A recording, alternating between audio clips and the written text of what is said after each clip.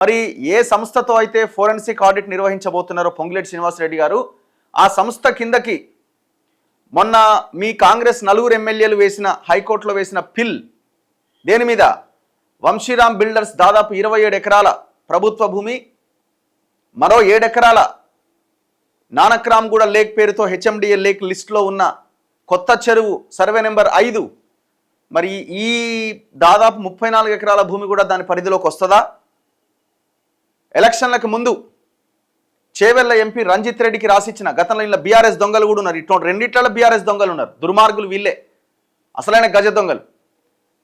చేవెళ్ల మాజీ ఎంపీ రంజిత్ రెడ్డి, ఆయన ఎవరు? సుదర్శన్ రెడ్డి, వీళ్ళిద్దరు కలిసి దాదాపు 30 ఎకరాల్లో దాదాపుగా 1,40,00,000 ఎస్ఎఫ్టీలో చేస్తున్న ఒక భయంకరమైన కన్స్ట్రక్షన్, టోటల్ టిఎస్ఐఏసి ఎవాక్యూ ప్రాపర్టీ, అంటే ఒక రకంగా గవర్నమెంట్ ప్రాపర్టీ.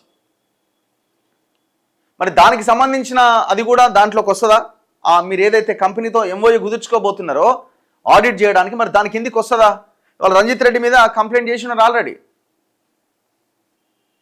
మొత్తం నిషేధిత జాబితాలో ఉన్న భూములను రిజిస్ట్రేషన్ చేసుకుని మరి ఇవన్నీ రావాలి అందులోకి.